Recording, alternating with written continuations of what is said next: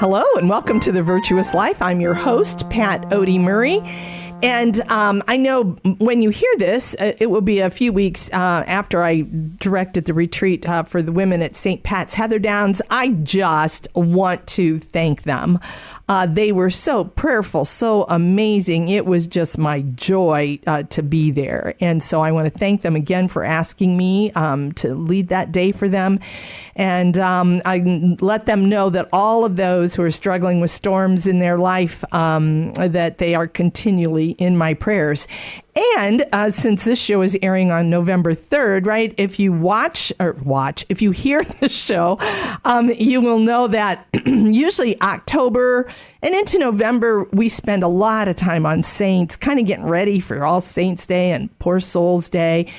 And if you listen to the morning offering show, you did hear our guest a while back because she wrote an article for Church Life Journal. And the title was Explaining Miracles with St. Thomas Aquinas. And she was gracious enough to come on and do that 10-minute interview.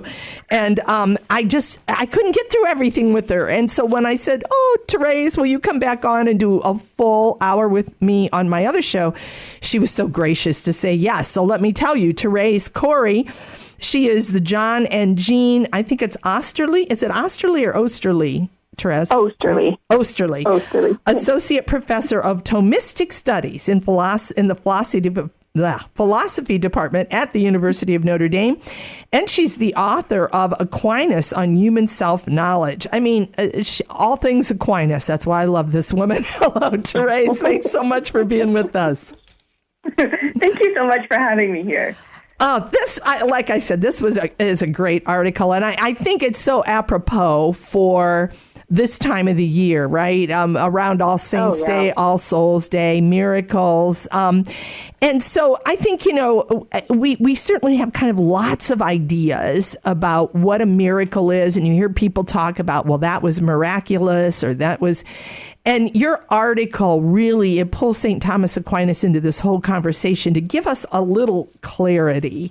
So I want you to talk to us about, because you start by talking about how the raising of Lazarus and the raising of Christ's resurrection, which is different, obviously, than the raising of Lazarus, but they're linked in a sense. Can you explain that link to us and what the purpose, kind of as Thomas saw them in this whole realm of miracles?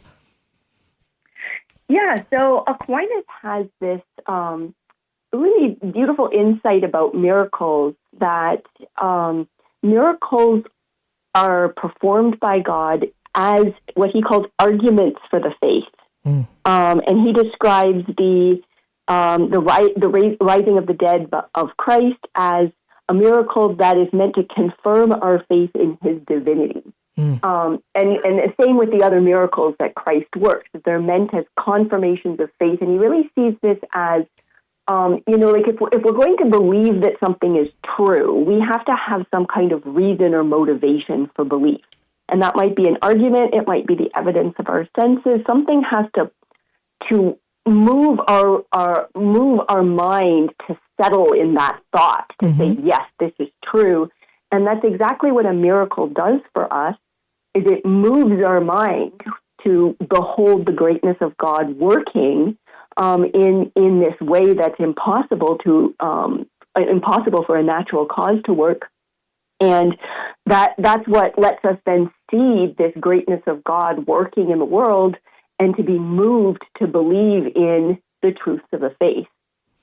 Yeah. And I think, we use the word miracle so much in our society. And I think there was a quoted tribute to Einstein. I don't know if it was him or not, but it was attributed to him that there's only two ways to live as if everything is a miracle, or to live as nothing is a miracle. And I'm thinking, boy, Aquinas wouldn't agree with that in the least. Yeah, exactly. That's very far from Aquinas' view. But and I think, yeah. But doesn't it raise that question about kind of what you talk about, popular views of miracles?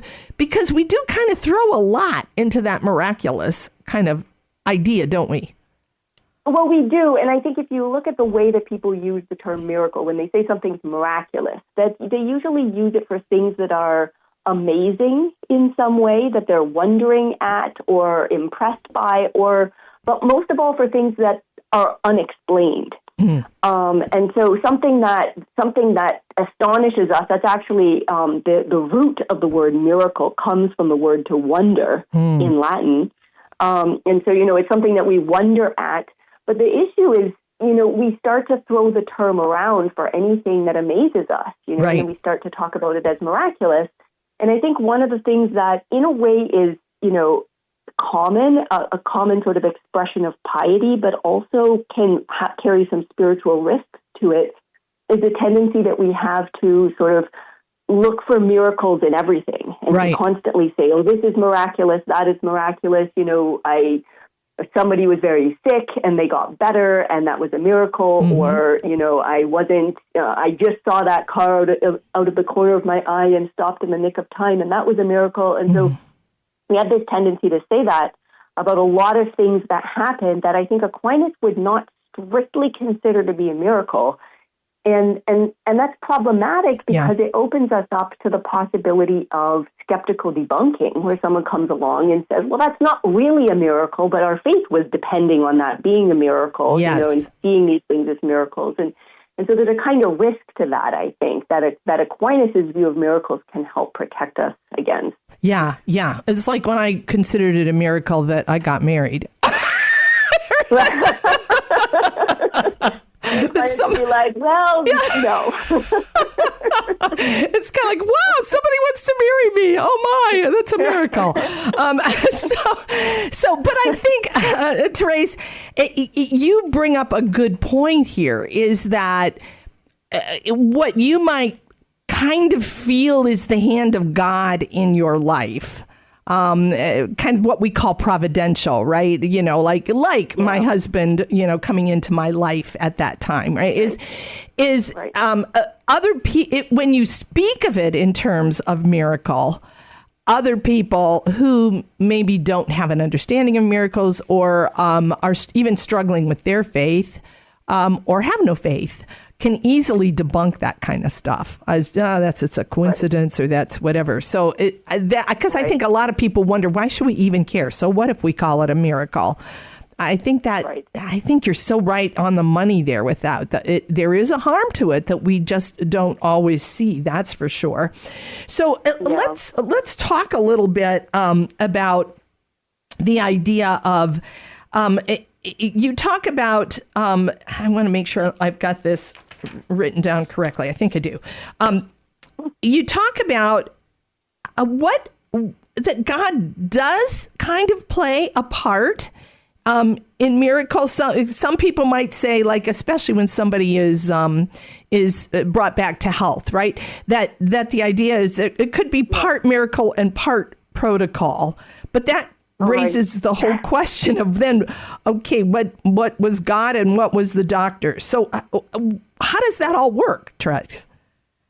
Yeah. And so I think that's where, there's some confusion in our thinking about this, because we want, especially in cases where somebody's, with cases of recovery, right, and things relating to health, we have this tendency, we recognize, yes, the person took medicine, they were on chemotherapy, there was an EMT right there, but we want to give credit to God and we also want to give credit to medicine. And so we try to do both at the same time. And so we have this sort of part language. God was doing part of it, the medicine was doing part of it. And I think Aquinas would really, he would say, God does not divide up his activity with creatures that way. So it's not like, God does part of this and creatures do another part, because it's not like we have a sphere of activity that God can't touch. I think that's his fundamental insight. So what he recognizes, and this is something that I think his view of miracles kind of helps us to see, is that actually we should be seeing, we should be recognizing that the very natural activity of things acting according to their own nature, the medicine working, the doctor's expertise, all of these things are actually constantly, not unusually, but constantly, the work of God cooperating with all of these activities in the natural world. And so the way he sees it is that God gives to each creature the dignity of being an agent in the world. So we truly perform actions. A tree is truly growing. The sun is pouring down energy upon the solar system, right? Like all of these things, whether they're living or non-living, they all have activities that are proper to them and that are the expressions of their nature and contribute to things happening in the world. Mm-hmm. But at the same time, like creatures are not the cause of their own existence. And so God is continually infusing every creature with its existence that it needs to continue in being. And not just its existence, but also even the existence of its actions.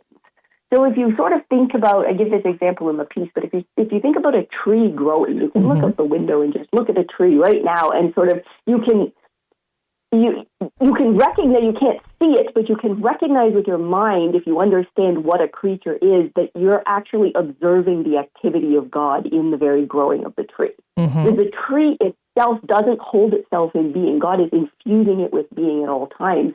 And even when the tree is doing something like converting energy into chlorophyll in a leaf, right, that very activity is something that God is continuously giving it and continuously holding in existence.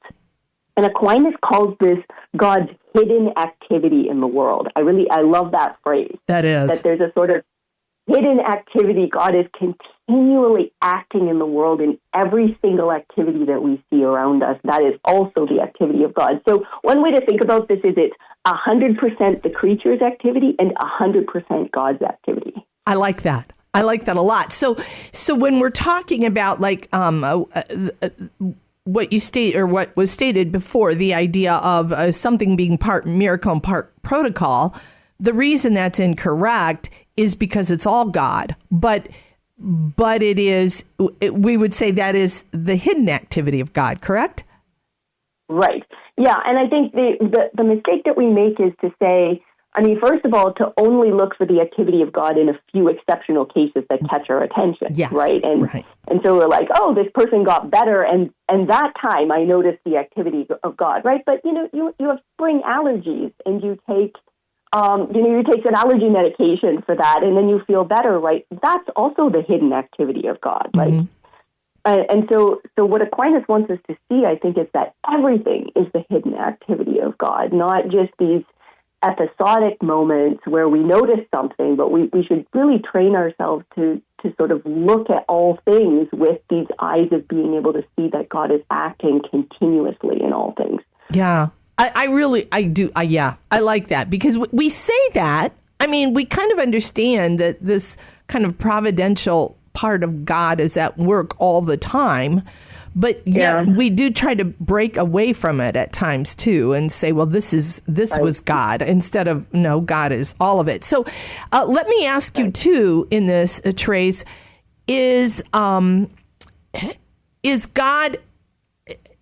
is part of God's work begins with the creation of the nature, right? And then the sustaining of that nature. So the plan itself for the nature of a tree, or the human nature, is put into place when he brings it into being, but then he's also active in the sustaining of that. Am I understanding that correctly?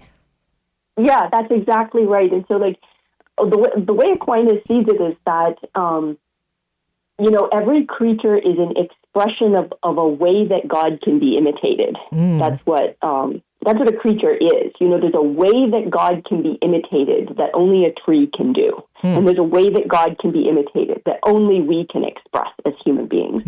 And each creature has its own way.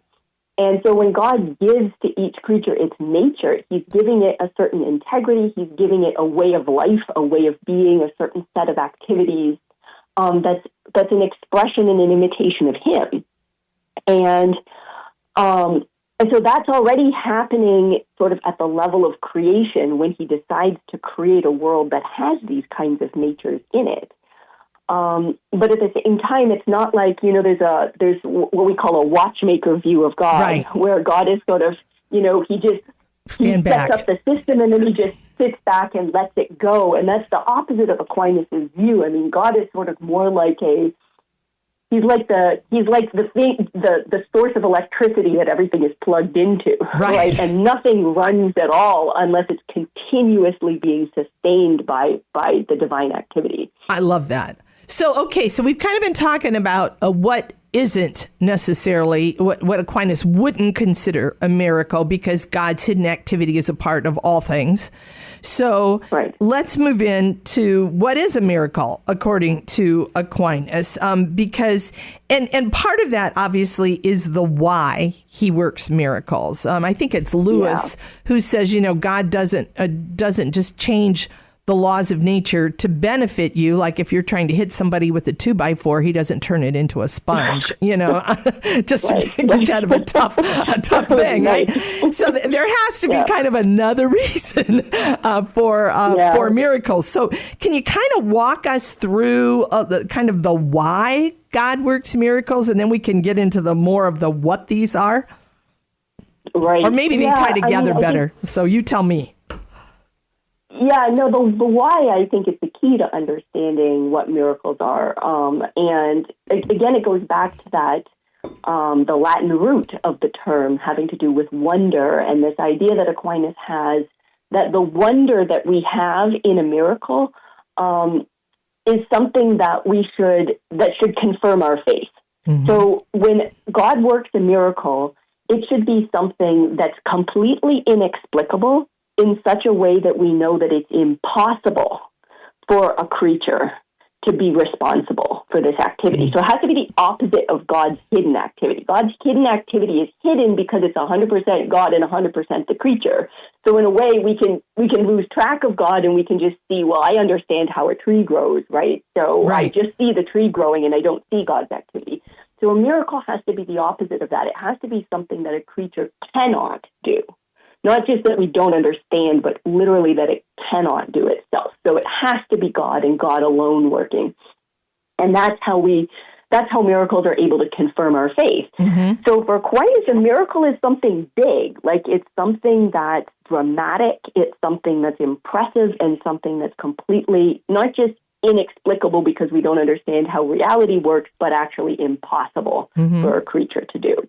So, And that's why, in a way, like he says, things like the incarnation and the resurrection are miracles par excellence, right? Because no creature, we see that there's no way for a creature to join itself to God. We see there's no way for something that's died to come back to life. And so those are sort of like standards that he compares other miracles to. So, Therese, is there a... Because if it is, miracles confirm our faith, right? So, and it's got to be greater than what any human person can do. That something only God could do. Right. When we talk about confirming faith, is that something that has to be more than the faith of the person who it has occurred to or it's been exposed to?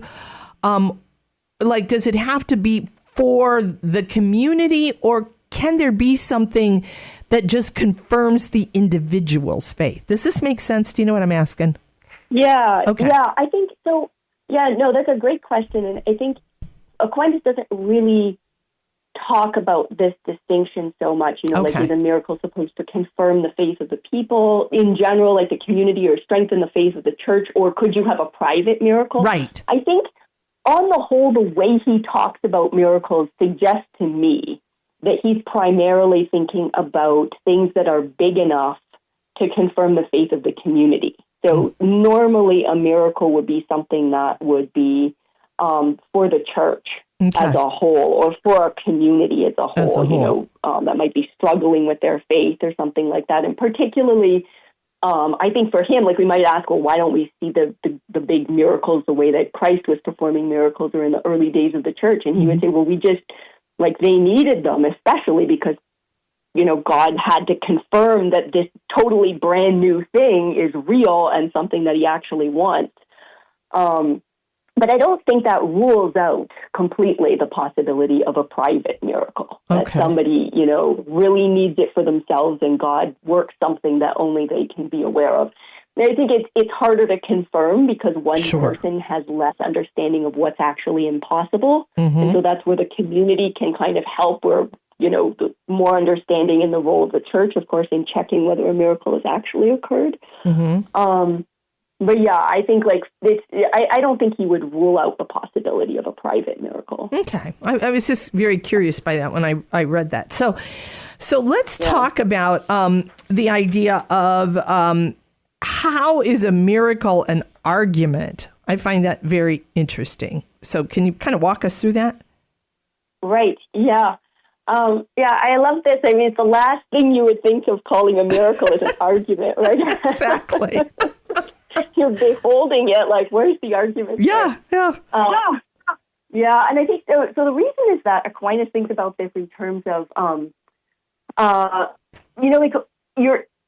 we think about things, we have beliefs with our intellect, right? That's the word that he uses for the part of us that's able to understand something and the part of us that's able to make judgments.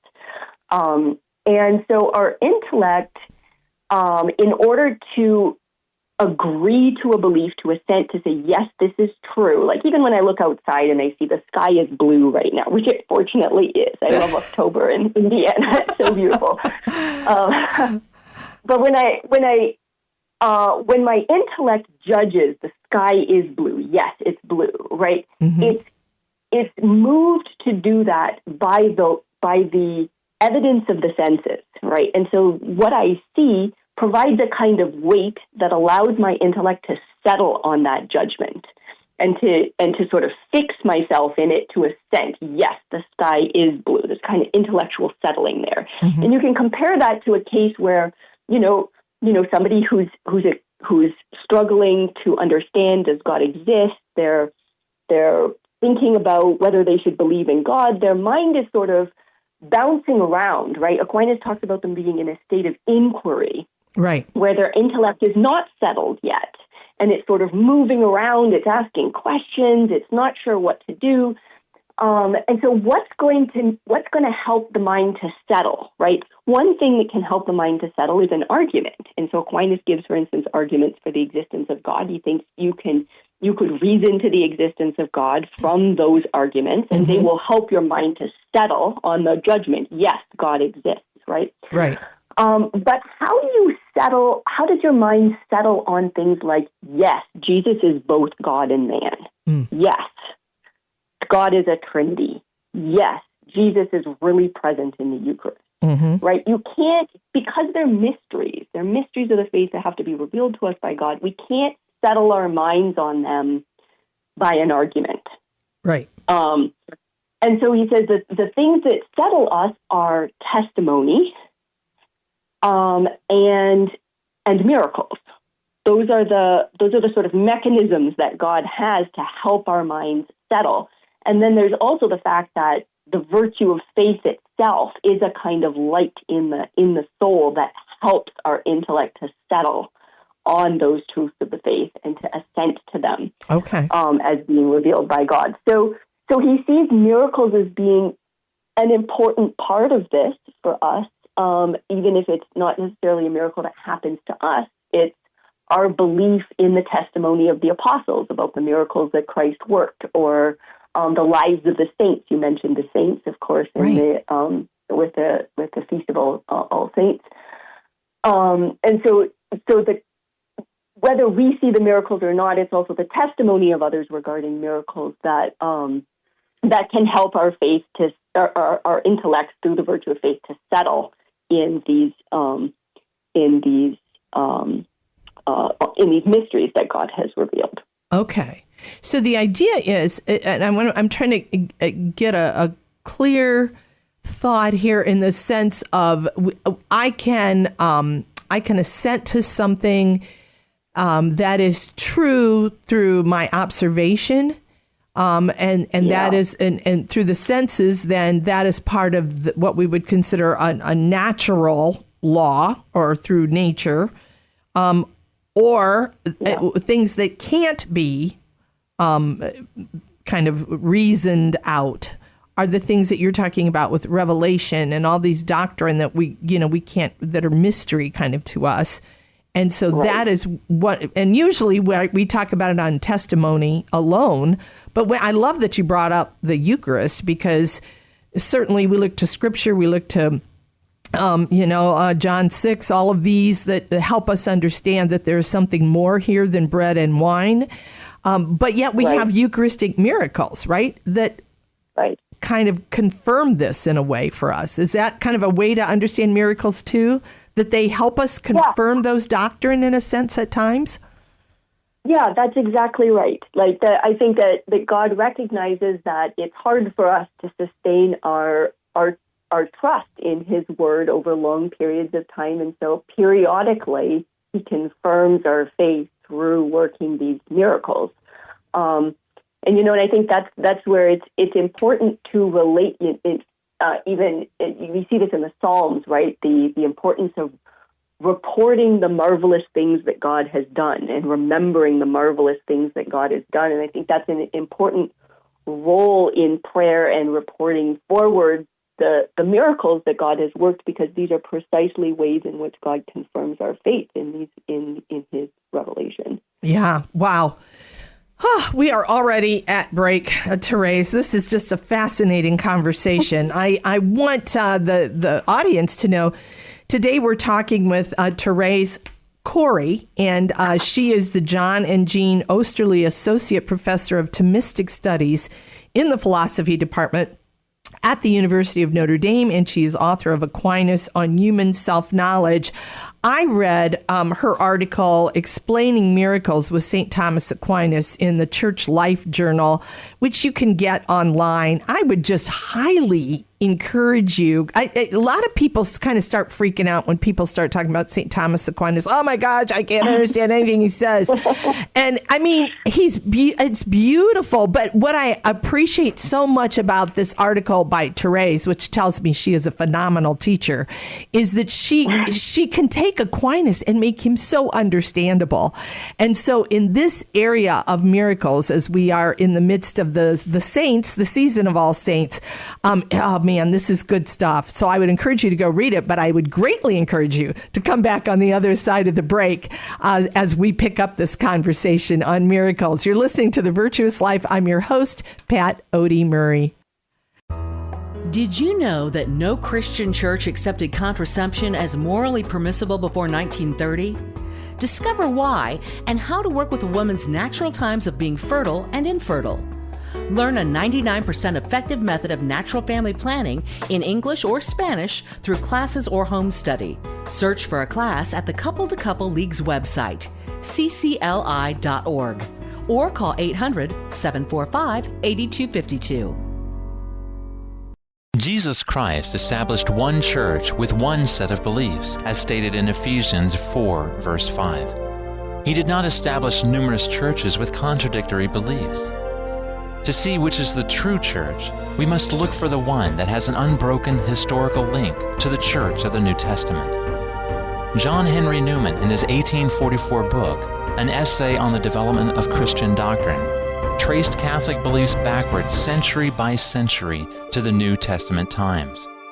He discovered a real continuity of beliefs, that the Catholic Church existed from day one of church history, that it is in fact the church established by Christ. Newman was not a Catholic when he started the book, but his research convinced him of the truth of the Catholic faith, and as the book was finished, he converted. Examining the truths of the Catholic faith, this is faithforensics.org. If you or those you love don't have filtering on your computers or devices, you're playing games with souls. You're leaving the door wide open. Please join us now in shutting that door. Go right now to massimpact.us. Click on Covenant Eyes.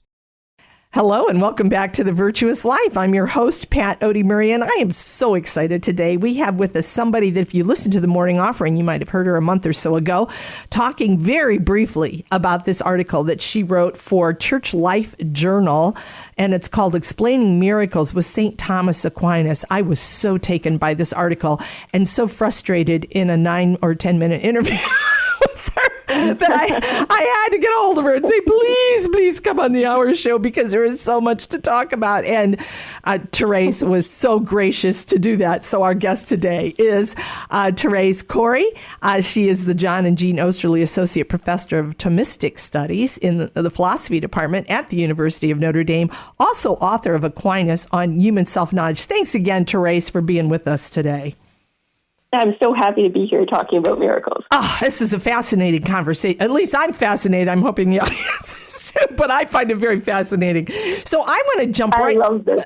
It's great. I want to jump right back in because you discuss, obviously, that the word miracle kind of means wonder, amazement kind of thing.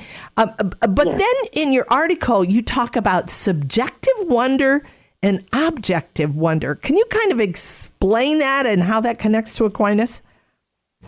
Yeah, so subjective wonder is the wonder we feel when we don't understand something. So something is subjectively wondrous if I just don't understand how it works or how it happens. So, for instance, when I was very young, actually, my uncle worked at a robotics a factory where they were building things. They just installed some robots and they were making stuff with robots. Mm-hmm. And I remember going through there and just being amazed. Like, it was just incredible to see these arms that were moving through space and they could do things. And I just had no idea of how it worked, right? That's an example of subjective wonder where you're just amazed, you don't understand it. It's just very cool to see. And so we can have subjective wonder about a whole range of things.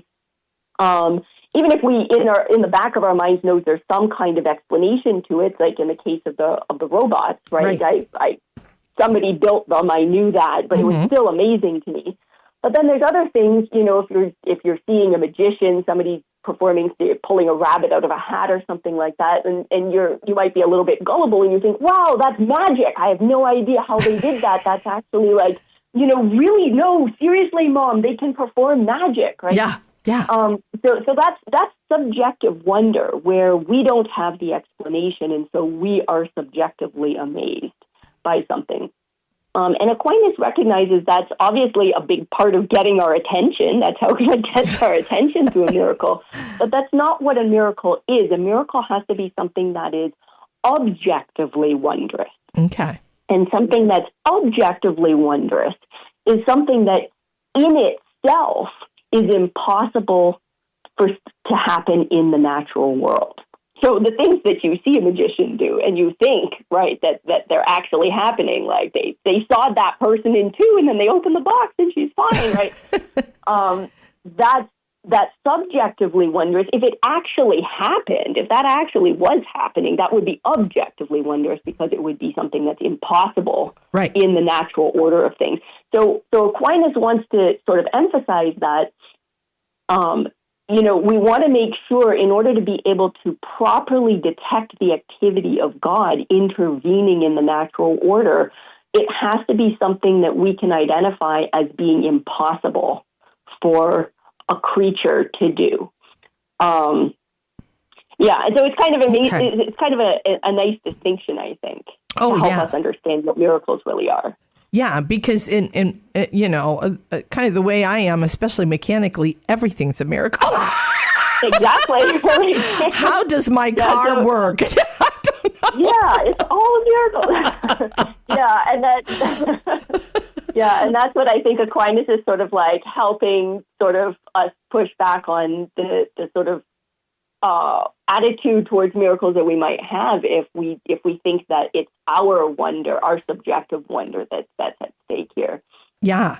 And so when we talk about miracles, because we spent some time in the first half of the show talking about kind of this that God creates us and any of his kind of agents in the world, that everything that we do, he is working within, because it's kind of this, it's been inbuilt in a sense in us by God. Yeah. So that's that hidden God that we talked about, right? So how does Aquinas then, and Aquinas says, if I'm correct, right, that God acts most hiddenly in all things. So that's kind of the normal. Well, I hate to use the word normal, but that's the most consistent. I don't know what the word is, Therese, but that's the way we see him the most, right? Or the way he acts the most. Right. That's how he's present to us continuously, is through this hidden activity. And the reason we can't see it is because the creature's activity seems to sufficiently explain itself. We understand how a tree takes up nutrients. We understand why a ball falls when I let it go, right? And so, and Aquinas says that's right, because those things are happening due to the creature's natural tendencies. The creature has a nature to act in that way. And so it's right to recognize that the action is explained by the creature's natural tendencies. But what we don't see is that the creature isn't holding itself in being. And even its activity isn't holding itself in being. And so that's where we have this sort of saying that it's everything that we see is 100% the creature and 100% God, because there's no creatures, there's no activity, nothing is happening unless God is continuously inflowing being into even the very actions of the creature. Okay, so this has been great. So let's move into then the thing about miracles that Aquinas talks about. And you talk about this second criterion, right? That they are contrary to natural tendencies. So the idea that a miracle is really never hidden. It's almost the opposite of hidden. And so he gives us 3 ways that a miracle can be contrary to natural tendencies. Can you kind of walk us through those? Right. So the 3 that he identifies are miracles that are against nature, he calls that contra naturam, miracles that are above nature or supra naturam, and miracles that are beyond nature or praeter naturam. And he gives us examples that are familiar examples from the Bible. In each of these categories. So I think that's kind of cool because the illustrations are really helpful. Oh, yeah. So he says, for instance, miracles that are against nature are the ones where a creature's natural tendency runs in a particular direction and the opposite of that happens.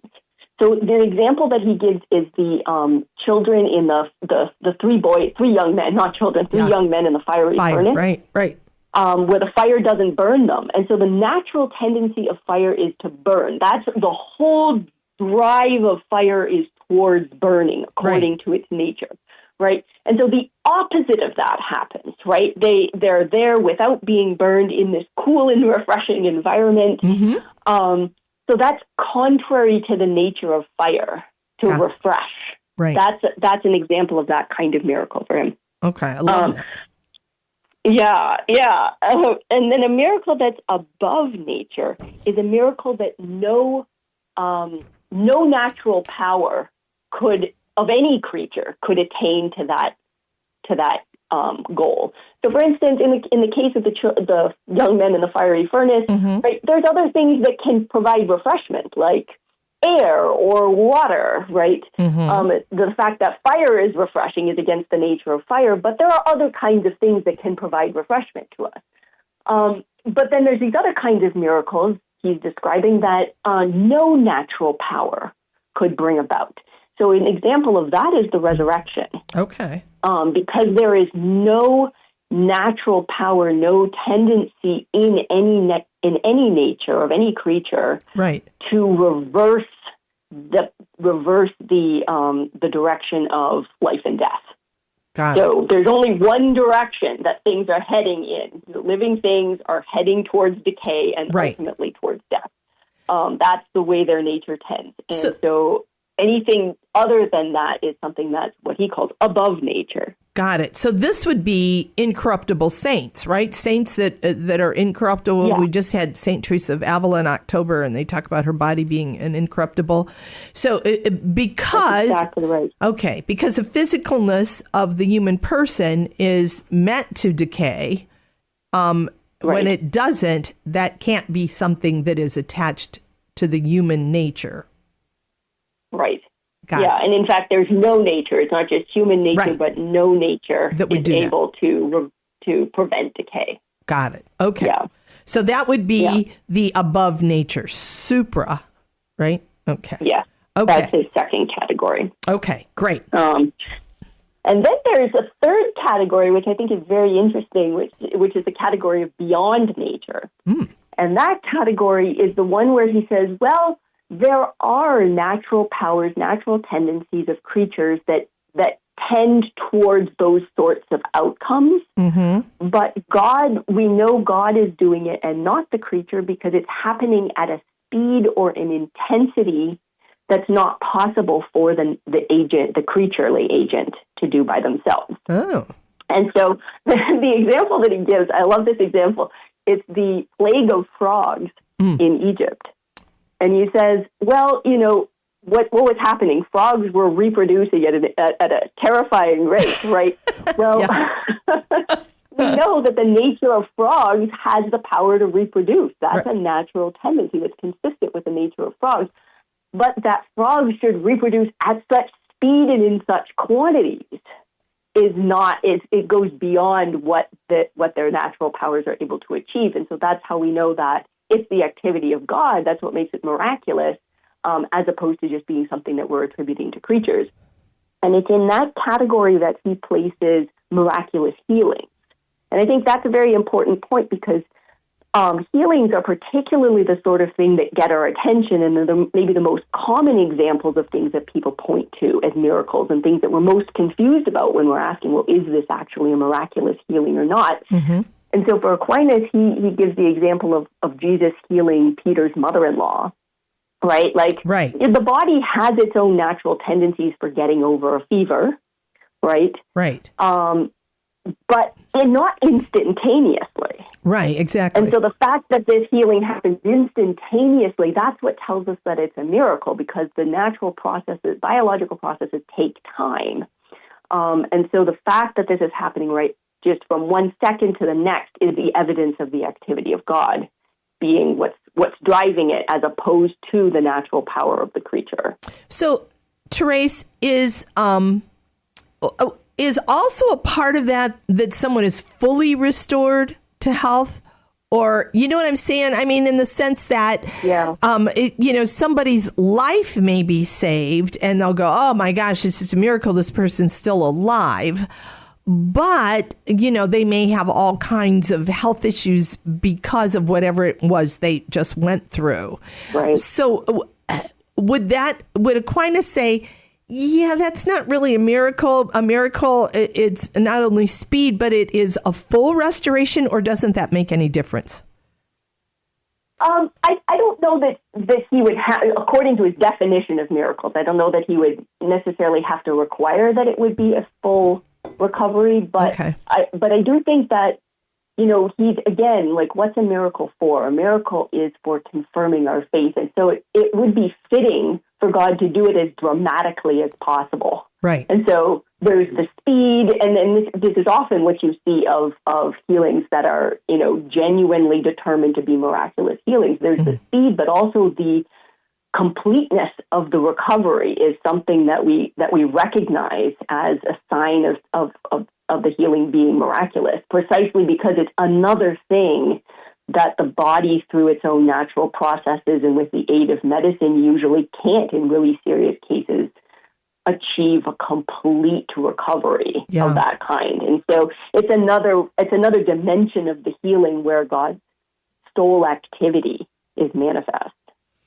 Yeah, I find that. I mean, I remember watching kind of a story that was done, an interview story that was done on TV with one of the miracles attributed to Edith Stein, Sister Therese Benedict of the Cross. Mm. And it was amazing. It was this little girl who had gotten hold of a Tylenol bottle and, basically just took lots and lots of them and ended up that her liver, was failing, and everybody thought, "Yep, this is it." And even the doctor and nurses and the nurse happened to be with her in intensive care, and there was just this. She said she felt like and she wasn't a super religious person, but she said she felt like there was some kind of presence in the room, and at that moment, all of her vital signs changed. This little girl's vital signs changed. And so when I read your article, that just came to mind because there are times, obviously, that, like you said, over time, some people's, constitution is stronger than others and may be able to fight off some of this stuff. And it appears miraculous. They might say, geez, I never thought this person was going to get well, but wow, look at this.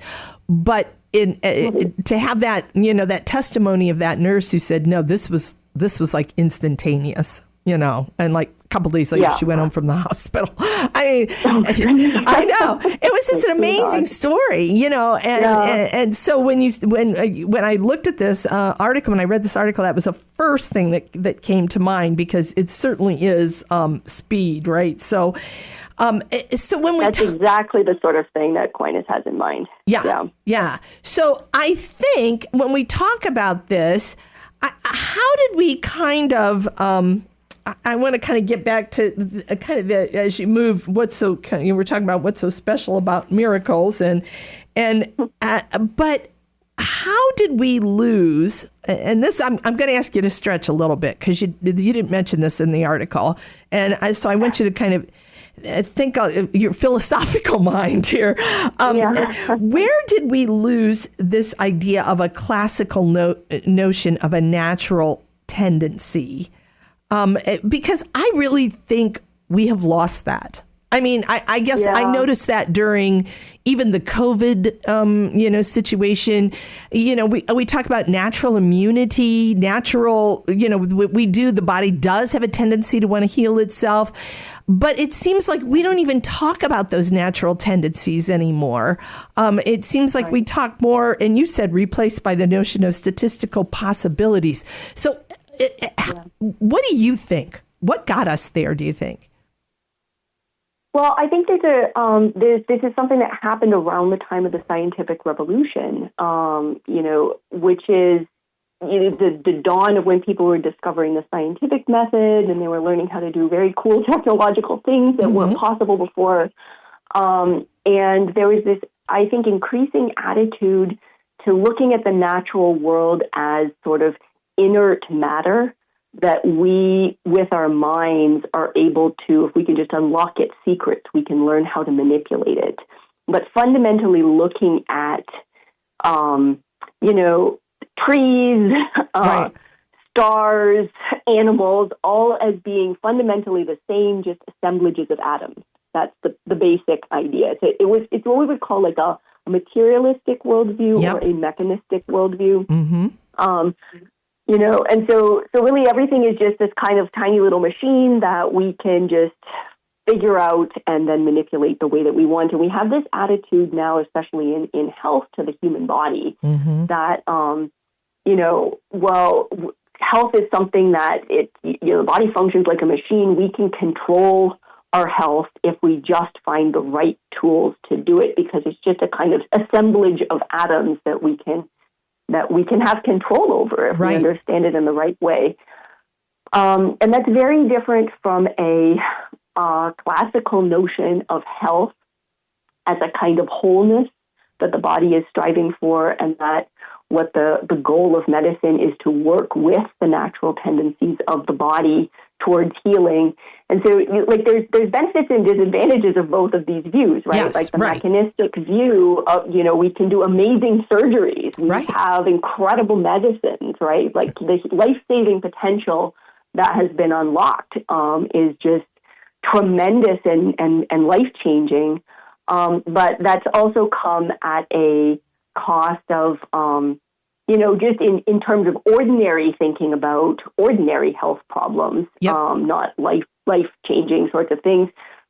We sort of lose track of the idea that the body has this kind of dynamism towards wholeness that we need to figure out how to work with right. as well. Yeah. I love that. Yeah, and that's also the same in the natural world. About the way that we think about living things. They also have a dynamism. They also have natural tendencies, and that's just something that we really lose track of easily. Yeah. Boy, yeah, no kidding. I could talk to you forever about that too. So, but let's get back to miracles. So, you give us a number of takeaways from Aquinas that is teaching on miracles, and I think the important thing is to know what this means for us today, because so often people think of Aquinas, that was back in the 1300s. It doesn't have anything to do with us today. And you do a beautiful job of saying, oh, wait a minute, his teachings on miracles means a lot for us today. Can you hit on some of those for us? Yeah, so I think one thing is that that it really is very important is that the way that the distinction he makes between God's miraculous activity and God's hidden activity, that can help us in a variety of ways. And one of those ways is that it helps protect us against sort of uncritically just identifying everything as a miracle or too many things as miracles. And then opening ourselves up to that risk of debunking, right? Which can be a kind of threat to our faith, and sort of having this more realistic conception of miracles, I think, is good for our faith.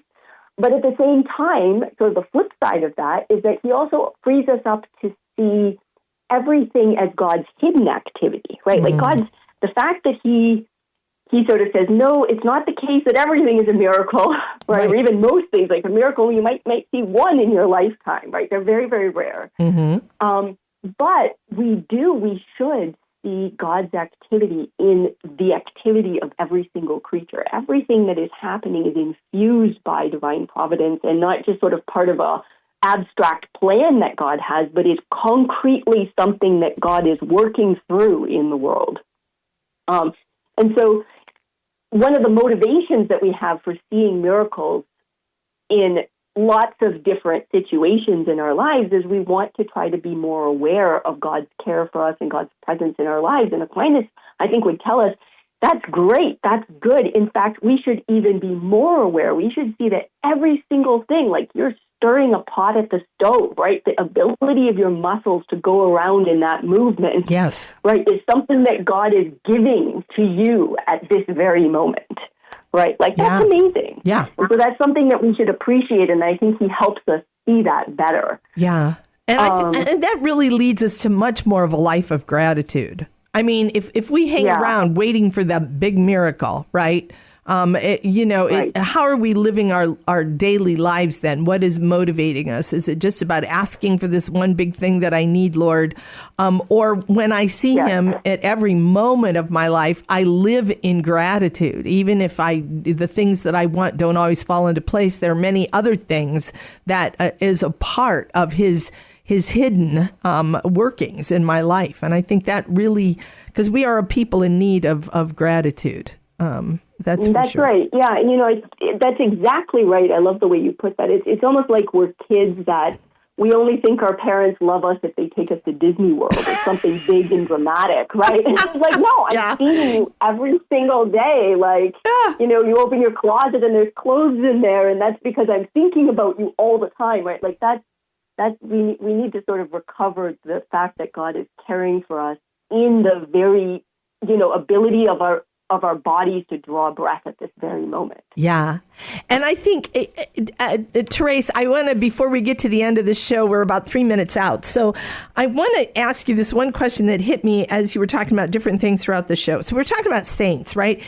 And is there a difference in your mind, or coming from a Thomistic stance, between a supernatural event and what Aquinas would call a miracle? And let me just kind of give that supernatural, like a saints that levitate or that have these visions of, that occur where someone appears to them or Mary appears to them. Are these things that Thomas Aquinas would say are miracles, or do we just categorize those as supernatural events? Well, I think the levitating is for sure a miracle, because that's a natural tendency of a body is to go down. Right. Exactly. So that's one of those contrary to nature miracles. Okay. But I think something like visions, I don't know that Aquinas would necessarily categorize that as a miracle. Okay. There's no natural tendency involved there that's being sort of thwarted or surpassed. But it's a grace that, so these are, these other kinds of supernatural activities would be things that Aquinas would consider graces that are given to someone for the purpose of their vocation. Right. So yeah, I think it's a very good point that, miracles do not exhaust God's supernatural activity on behalf of our salvation. Okay, I have another quick question. I don't know if you can do it in a minute, but you mentioned this in the article, and I was curious, how does the hidden activity of God sharpen the problem of evil? Am I understanding that correctly? Oh, boy, yeah, that's and it's probably not a minute, is it? That's a whole other article. Well, then write it, Therese, and come back on my show. Yeah. Yeah, because I saw that I saw that question that I written down, and I thought, I probably should ask that earlier. Yeah, that is a long conversation. All right, we'll put that one off for the future. That's for sure. Okay.